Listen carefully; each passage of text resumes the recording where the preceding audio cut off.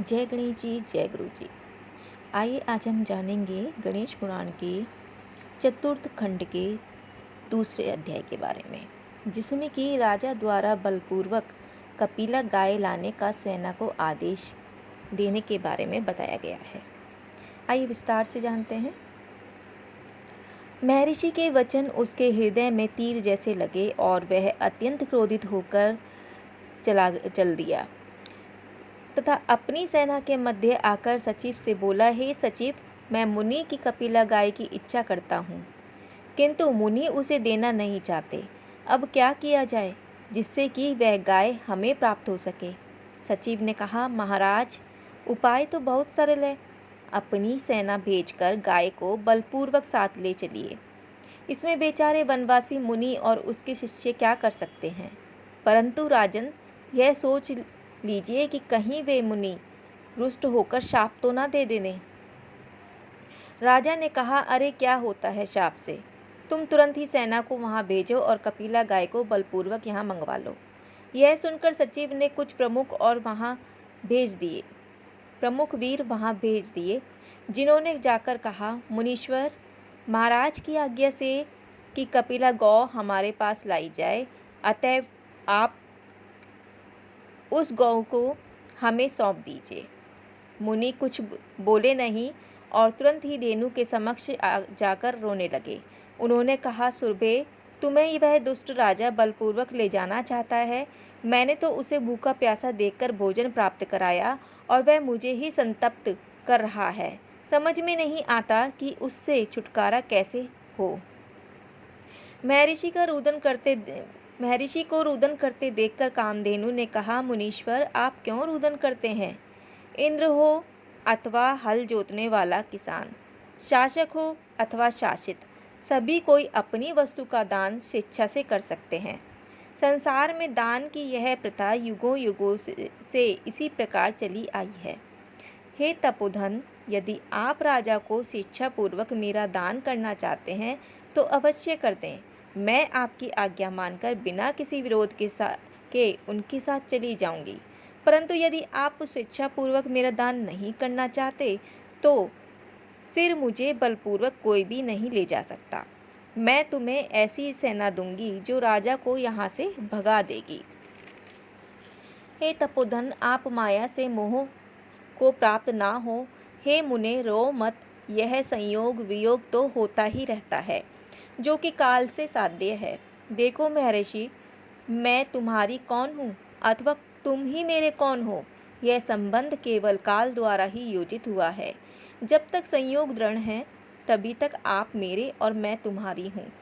यह मन जिस पदार्थ को अपना मानता है उसके विच्छेद से दुख होना स्वाभाविक है, क्योंकि उस पदार्थ में प्राणी अपना स्वत्व, अपना अधिकार मानता है। अतएव हे मुनीन्द्र, आपकी जो आज्ञा हो वैसा ही करने को मैं प्रयुक्त हूँ।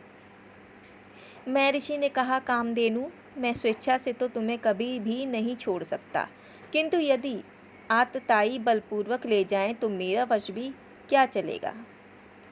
आइए आगे जानते हैं। कामधेनु द्वारा करोड़ों सैनिक उत्पन्न करना।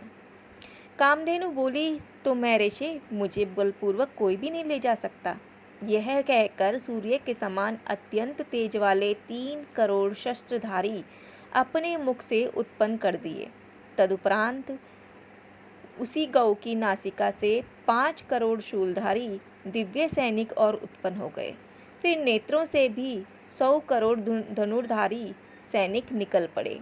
कपाल से 3 करोड़ दंडधारी, वक्ष स्थल से 3 करोड़ शक्तिधारी और पृष्ठ भाग से 100 करोड़ गदाधारी उत्पन्न हुए। चरण तल से सहस्त्रोद्वाद भांड, जंगा से 3 करोड़ राजपुत्र और गुह्य भाग से 3 करोड़ मलेच्छ वीर उत्पन्न हुए। इस प्रकार कामधेनु ने देखते देखते एक विशाल सेना प्रकट कर दी और फिर मुनि से बोली, मुनीश्वर, राजा और उनकी सेना को परास्त करने के लिए यह सेना पर्याप्त और पूर्ण समर्थ है। यही उससे युद्ध करेगी, आप उससे युद्ध करने को ना जाएं। उस विशाल सेना को देखकर महर्षि जमदग्नि बहुत प्रसन्न हुए और राजा द्वारा भेजे हुए सैनिकों से बोले, हे राजसेवकों, अपने राजा से कहना कि मुनि ने गाय देना स्वीकार नहीं किया है। वह चाहे तो युद्ध करके अपनी शक्ति देख ले अथवा चुपचाप अपने घर को लौट जाए। राजा के सैनिक लौट गए। उन्होंने राजा को सभी समाचार यथावत सुना दिया, जिससे राजा को अत्यंत आश्चर्य हुआ। फिर भी उसने सुरभि की सेना से युद्ध किया और हार कर अपनी राजधानी को लौट आया। ऐसा निश्चय कर राजा कार्तवीर्य अपनी राजधानी को लौट गया, जहां उसने भगवान श्रीहरि की उपासना पूजा की और फिर आवश्यक संख्या में सेना एकत्र कर मुनि के आश्रम की ओर चल पड़ा। मार्ग में पड़ाव डालता और वहां के मनुष्यों, पशुओं आदि को पीड़ित करता हुआ शीघ्र ही जमदग्नि आश्रम पर पहुंचा और चारों ओर से सेना लगाकर आश्रम को घेर लिया। इस समय उसकी सेना में असंख्य हाथी, घोड़े, रथ, पैदल आदि थे। राजा स्वयं युद्धवेश में सेना के साथ था। उसके सैनिक आदि के शब्दों, पदध्वनियों, वाद्यों एवं शंखों के घोष से आश्रम के चारों ओर की दिशाएं गूंज उठी। आश्रम के निवासी मुनि कुमार उस सेना को देखकर भय विह्वल हो गए। आइए आगे जानते हैं कार्तवीर्य जमदग्नि संग्राम। तभी राजा ने सेना सहित मुनि के आश्रम में प्रवेश किया और बलपूर्वक कामधेनु को ग्रहण कर लिया। अब उसने गौ को लेकर घर जाने का विचार किया। उस समय मुनि के पास कोई सेना नहीं थी, इसलिए वे स्वयं ही युद्ध करने के विचार से आगे बढ़े। सर्वप्रथम उन्होंने कामधेनु को नमस्कार किया, फिर हरि का स्मरण करते हुए रण आंगन में आ उपस्थित हुए। मुनि को युद्ध में आया देखकर राजा कुछ असमंजस में हो गया। सोचा, तपस्वी ब्राह्मण पर शस्त्र उठाने से लोक में मेरी निंदा होगी। इतने में ही मुनीश्वर ने महामंत्रपूत शरों का एक जाल सा खड़ा कर दिया। उसी प्रकार से जैसे कोई वीर पुरुष अपने वक्ष स्थल पर कवच धारण कर वीर वेश में सामने आवे। उस शरजाल ने आश्रम को आच्छादित कर दिया, जिससे कि शत्रु का भीतर प्रवेश ना हो सके। तदुपरांत एक अन्य शरजाल के द्वारा उन्होंने राजा की समस्त सेना को इस प्रकार ढक दिया कि उसके सामने क्या है वह दृश्य दिखाई ना पड़े। इस प्रकार मुनि ने समस्त राज्य सेना को आच्छादित कर दिया। राजा ने अपने समक्ष महर्षि को देखा तो रथ से उतरकर उनके चरणों में प्रणाम किया और आशीर्वाद प्राप्त कर पुनः अपने रथ पर आ गया। तदुपरांत उसने महर्षि पर प्रहार आरंभ किए, किंतु महर्षि ने उन प्रहारों को लीलापूर्वक व्यर्थ कर दिया। तब मुनीश्वर ने क्रोधपूर्वक दिव्यास्त्र का क्षेपण किया, जिससे राजा ने काट डाला। उधर राजा ने जिस शूल का क्षेपण किया उसे मुनि ने नष्ट कर दिया। फिर राजा ने ब्रह्मास्त्र का प्रयोग किया, जो कि मुनि के ब्रह्मास्त्र ने काट डाला। उस समय सभी देवगण उस आकाश में उपस्थित उस भयंकर युद्ध को देख रहे थे। आइए आगे जानते हैं राजा द्वारा शक्ति प्रहार से जमदग्नि की मृत्यु। परस्पर दोनों ओर से भयंकर प्रहार हो रहे थे, किंतु कोई भी प्रहार सफल नहीं हो रहा था। यह देखकर राजा ने भगवान श्री दत्तात्रेय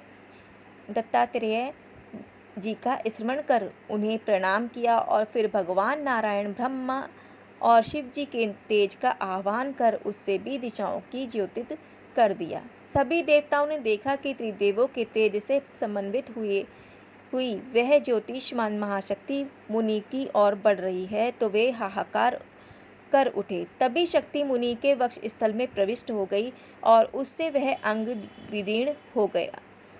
फिर वह शक्ति निकलकर भगवान श्री हरि के सानिध्य में पहुंचकर उपरामता को प्राप्त हुई।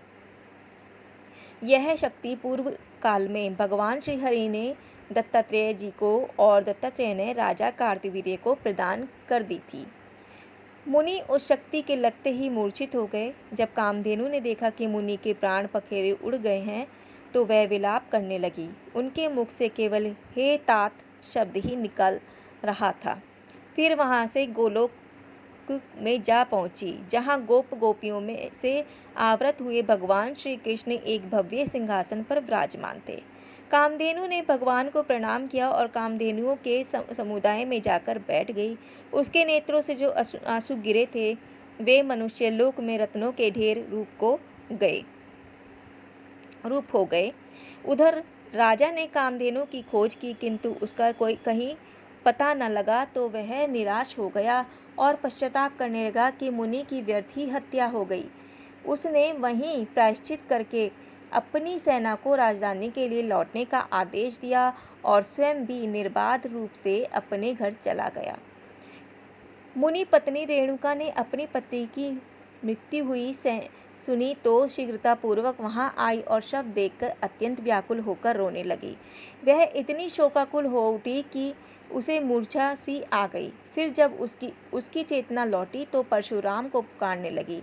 उसने कहा, राम, तुम कहाँ हो? इस विपत्ति में तुम ही उबार सकते हो। यहाँ आकर अपने पिता की दशा को देखो पुत्र। वह नृशंस हत्यारे राजा ने इस निरपराध एवं राग द्वेष से रहित मुनि का वध कर डाला है। आइए आगे जानते हैं आश्रम में परशुराम के आगमन के बारे में। इधर माता विलाप कर ही रही थी, उधर परशुराम जी को समाधि में बाधा पड़ी। उन्हें लगा कि माता पुकार रही हैं, तो तुरंत ही वहां से चल दिए। वे मन के समान वेग से पहुंचने में समर्थ थे। उन्होंने शीघ्र ही भक्ति भाव पूर्वक माता के चरणों में प्रणाम किया और फिर पिता के शव पर उनकी दृष्टि गई तो वे क्रोध से कांपने लगे। उन्होंने कहा, मेरे पिता परम तपस्वी और सर्वसमर्थ थे। उनकी मृत्यु सहज रूप से संभव नहीं थी। उन्हें किस पापी ने इस दशा में पहुंचाया है? यह बात मुझे स्पष्ट रूप से बताओ। आश्रम वासियों ने सब समाचार आदि से अंत तक सुना दिया।